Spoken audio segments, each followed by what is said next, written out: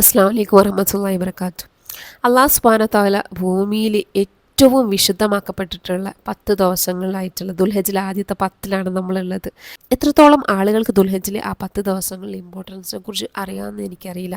ഏതായാലും ഇന്നത്തെ ഈ ഒരു വീഡിയോയിൽ ഞാൻ ദുൽഹജ്ജിലെ ആ ആദ്യത്തെ 10 ദിവസത്തിൻ്റെ ഇമ്പോർട്ടൻസിനെ കുറിച്ചും അതേപോലെ തന്നെ എങ്ങനെയൊക്കെ നമുക്ക് ആ ദിവസങ്ങൾ സ്പെൻഡ് ചെയ്യാം എന്നുള്ളതിനെ കുറിച്ചാണ് ഈ ഒരു വീഡിയോയിൽ ഞാൻ പറയാൻ പോകുന്നത്. റസൂൽ സല്ലല്ലാഹു അലൈഹി വസല്ലമ പറയുന്നുണ്ട്, അല്ലാഹു സുബ്ഹാനഹു വതആലക്ക് ഈ ദിവസങ്ങളേക്കാൾ സൽക്കർമ്മങ്ങൾ ഏറ്റവും പ്രിയപ്പെട്ടതായി തോന്നുന്ന മറ്റ് ദിവസങ്ങൾ ഇല്ല എന്നാണ്. ഈ ദുൽഹജ്ജിലെ ആദ്യത്തെ 10 ദിവസങ്ങൾ നമ്മൾ ചെയ്യുന്ന സൽക്കർമ്മം എന്ന് പറഞ്ഞാൽ അള്ളാഹ്ക്ക് ഏറ്റവും കൂടുതൽ നമ്മൾ സാധാരണ സമയങ്ങൾ ചെയ്യുന്നതിനെക്കാട്ടിലും ഏറ്റവും കൂടുതൽ പ്രിയപ്പെട്ടതാണ് അള്ളാഹ്ക്ക് ഈ ഒരു 10 ദിവസത്തിൽ നമ്മൾ ചെയ്യുന്ന സൽക്കർമ്മം എന്ന്. അപ്പോൾ സ്വഹാബിമാരിൽ ഒരാൾ ചോദിച്ചു, അള്ളാഹുവിൻ്റെ മാർഗത്തിൽ ജിഹാദ് ചെയ്യുന്നത് പോലും ഇതിനോട് താരതമ്യപ്പെടുത്താൻ പറ്റുമോ എന്ന്. അപ്പോൾ റസൂൽ സല്ലല്ലാഹു അലൈഹി വസല്ലം പറയാണ്, അള്ളാഹുവിൻ്റെ മാർഗത്തിലുള്ള ജിഹാദ് പോലും.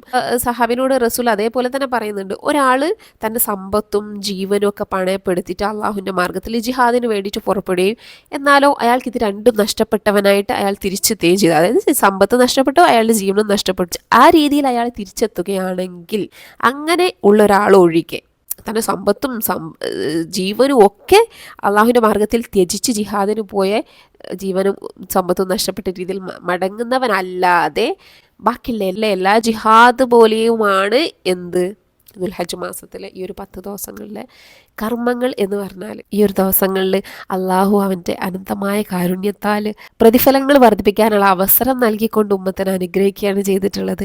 അപ്പോൾ അത്രയും പവിത്രമായിട്ടുള്ള ദിവസങ്ങളാണിത്. ആ ഒരു ദിവസങ്ങൾ ആ ഒരു പവിത്രതയോടുകൂടി മനസ്സിലാക്കി നമ്മൾ ആ ഒരു ദിവസങ്ങൾ യൂസ്ഫുൾ ആക്കുക എന്നുള്ളതാണ്. ഈ ഒരു ദിവസങ്ങൾ ഇത്രയും പവിത്രമായതുകൊണ്ടാണ് സൂറ ഫജ്റിൽ നമുക്ക് കാണാൻ കഴിയും, അള്ളാഹു സുബ്ഹാനഹു വതആല 2 കാര്യങ്ങളെ കൊണ്ടാണ് സത്യം ചെയ്യുന്നത്. എന്തൊക്കെയാണ്? വൽ ഫജ്ർ വലിയാൻ അശ്ർ, പ്രഭാതത്തെ കൊണ്ട് 10 രാവുകളെ കൊണ്ട് എന്ന് പറയുന്നുണ്ട്. ഇസ്ലാമിൽ വിശുദ്ധമാക്കപ്പെട്ടിട്ടുള്ള 4 മാസങ്ങളിൽ നമുക്കറിയാം, അതിലൊരു മാസമാണ് ദുൽഹജ്ജ് മാസം എന്ന് പറഞ്ഞാൽ.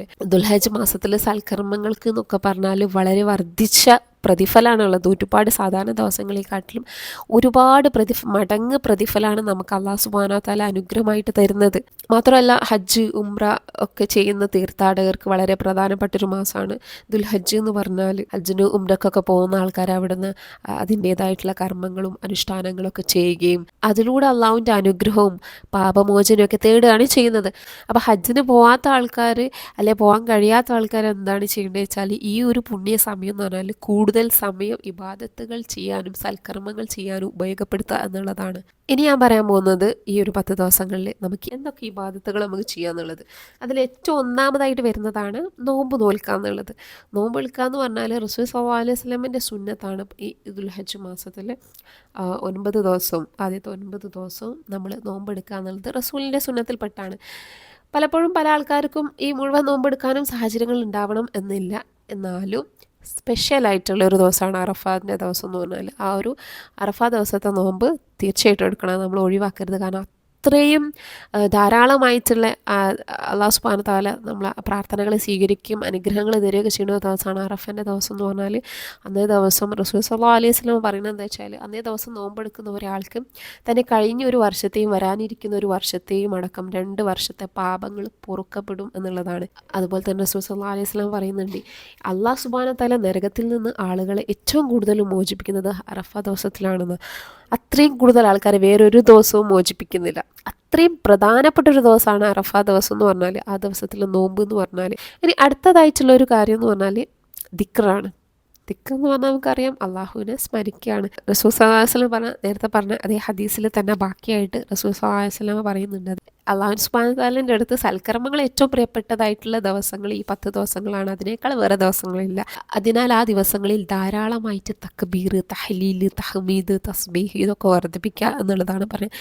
തക്ബീർ എന്ന് പറഞ്ഞാൽ അല്ലാഹു അക്ബർ, തഹ്മീദ് എന്ന് പറഞ്ഞാൽ അൽഹംദുലില്ലാ, തഹ്ലീൽ എന്ന് പറഞ്ഞാൽ ലാ ഇലാഹ ഇല്ലല്ലാഹ്, തസ്ബീഹ് എന്ന് പറഞ്ഞാൽ സുബ്ഹാനല്ലാഹ്. അള്ളാഹുവിനെ വാഴ്ത്തുകയും അള്ളാഹുവിൻ്റെ മഹത്വത്തെ നമ്മൾ പ്രകീർത്തിക്കുകയും ചെയ്യുന്ന രീതിയിലുള്ള സുബ്ഹാനല്ലാഹ്, അൽഹംദുലില്ലാ, അല്ലാഹു അക്ബർ, ലാ ഇലാഹ ഇല്ലല്ലാഹ്, ഇതാണ് നമ്മൾ ഏറ്റവും കൂടുതൽ വർദ്ധിപ്പിക്കേണ്ട ഒരു ദിക്ർ എന്ന് പറഞ്ഞാൽ. ദുൽഹജ്ജിലെ ഈ 10 ദിവസങ്ങളിലെ രാവുകളിലും പകലുകളിലും അള്ളാഹുവിനെ നമ്മളിങ്ങനെ സ്മരിച്ചുകൊണ്ടേയിരിക്കുക. പിന്നെ നമുക്ക് ഇതിന് പുറമെ ലാ ഇലാഹ ഇല്ലല്ലാഹ് വഹ്ദഹു ലാ ശരീക ലഹു ലഹുൽ മുൽക്കു വലഹുൽ ഹംദു വഹുവ അലാ കുല്ലി ഷൈഇൻ ഖദീർ, ഇതേപോലെയും അതേപോലെ സുബ്ഹാനല്ലാഹി വബിഹംദി, അതേപോലെയുള്ള ദിക്കറുകളൊക്കെ ചെല്ലാം. പിന്നെ നമ്മൾ പഠിച്ചിട്ടുള്ള മറ്റ് ദിക്കറുകളൊക്കെ നമുക്ക് ചെല്ലാം. പിന്നെ അടുത്തൊരു കാര്യം എന്ന് പറഞ്ഞാൽ പ്രാർത്ഥിക്കുക എന്നുള്ളതാണ്.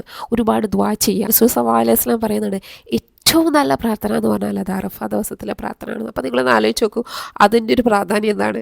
അല്ലാഹു സുബ്ഹാനഹു വ തആല ഏറ്റവും കൂടുതൽ നമ്മളെ പ്രാർത്ഥന സ്വീകരിക്കുന്ന സമയമാണ് അറഫ ദിവസം എന്ന് പറഞ്ഞാൽ. അത് നരകമോചനമാവട്ടെ, പാപമോചനമാവട്ടെ, എന്തുമാവട്ടെ, നമ്മളെ മനസ്സിലുള്ള ആഗ്രഹങ്ങളാവട്ടെ, എല്ലാം വെച്ചിട്ട് അള്ളാഹുവിനോട് ആകാശങ്ങളിലേക്ക് കൈകൾ ഉയർത്തി ആത്മാർത്ഥമായിട്ട് പ്രാർത്ഥിക്കാം. അറഫ ദിവസത്തിലെ ആ ഒരു ദിവസവും അതേപോലെ തന്നെ ദുൽഹജ്ജിലെ ഈ 10 ദിവസങ്ങളും അതേപോലെ സ്പെൻഡ് ചെയ്യുക എന്നുള്ളതാണ്. അടുത്തതായിട്ടുള്ളത് തന്നെ ഖുർആൻ പാരായണം ചെയ്യുക എന്നുള്ളതാണ്. അങ്ങനെ നമ്മുടെ ഭൂമിയിലെ ഏറ്റവും പ്രധാനപ്പെട്ട വിശിഷ്ടമായിട്ടുള്ള 10 ദിവസങ്ങളിലാണ് നമ്മളുള്ളത്. അപ്പോൾ നമ്മൾ ഖുർആൻ ഓതുക എന്ന് പറഞ്ഞാൽ അത്രയും നമ്മൾ ചെയ്യുന്ന വലിയൊരു ഇബാദത്തല്ലേ. അപ്പോൾ ഖുർആൻ പാരായണം ചെയ്യുമ്പോൾ നമ്മൾ ആലോചിക്കുക, സാധാരണ ദിവസങ്ങളിൽ ഞാൻ ചെല്ലുന്ന ഓരോ വാക്കിനും ഓരോ ഹർഫിനും എനിക്ക് എത്ര പ്രതിഫലം കിട്ടുമോ അതിനെക്കാട്ടിലും ഒരുപാട് എനിക്ക് പ്രതിഫലം ലഭിക്കുന്ന ഒരു സമയമാണ് ഈ ഒരു 10 ദിവസം എന്ന് പറഞ്ഞാൽ.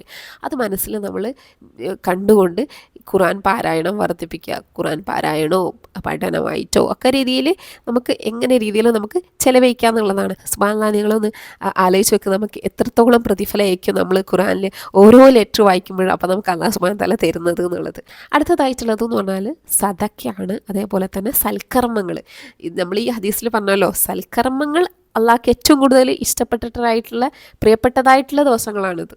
അപ്പോൾ നമ്മൾ സൽക്കർമ്മങ്ങൾ, നല്ല നല്ല പ്രവൃത്തികൾ ചെയ്യുക. സൽക്കർമ്മങ്ങൾ നമുക്ക് ചെറുതാണെങ്കിലും വലുതാണെങ്കിലും നമുക്ക് ചെയ്യാൻ പറ്റുന്ന സൽക്കർമ്മങ്ങൾ വർദ്ധിപ്പിക്കുക. അതേപോലെ തന്നെ സദക്ക, നമ്മൾ ദാനധർമ്മം അത് ചെറിയൊരു 10 രൂപയാണെങ്കിലും പോലും നമ്മൾ ആ കൊടുക്കുന്നതിൻ്റെ റിവാർഡ്സ് എത്രത്തോളമാണത് അപ്പോൾ നമ്മൾ മനസ്സിലാക്കണം.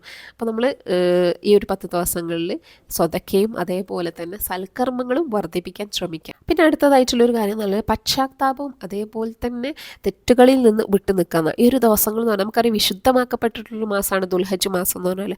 മാക്സിമം നമ്മൾ തെറ്റുകളിൽ നിന്ന് വിട്ടു നിൽക്കാൻ ശ്രമിക്കാം. നമുക്കറിയാം പിശാച് നമ്മൾ എന്തായാലും നമ്മളിങ്ങനെ വലിച്ചുകൊണ്ടേ ഇരിക്കും. പക്ഷെ എന്നാലും നമ്മൾ മാക്സിമം നമ്മൾ കഴിയുന്ന രീതിയിൽ നമ്മൾ തെറ്റുകളിൽ നിന്ന് വിട്ടു നിൽക്കാൻ ശ്രമിക്കുക. അതേപോലെ തന്നെ അള്ളാഹുവിനോട് ധാരാളമായിട്ട് തൗബ ചെയ്യുക, പാപമോചനം ചെയ്യുക. ഇതൊക്കെ ചെയ്യാൻ പറ്റിയിട്ടുള്ള ഒരു നല്ലൊരു അവസരമാണ് ഈ ഒരു സമയങ്ങളെന്ന് പറഞ്ഞാൽ. അപ്പോൾ ഇതൊക്കെയാണ് ദുൽഹജ്ജിലെ ആ ഒരു 10 ദിവസങ്ങളിൽ നമുക്ക് ചെയ്യാൻ പറ്റുന്ന പ്രധാനപ്പെട്ട കാര്യങ്ങളെന്ന് പറഞ്ഞാൽ. ഇൻഷാ അല്ലാഹ് അടുത്ത വീഡിയോയിൽ കാണുന്നവരേക്കും അസ്സലാമു അലൈക്കും വറഹ്മത്തുള്ളാഹി വബറകാതുഹു.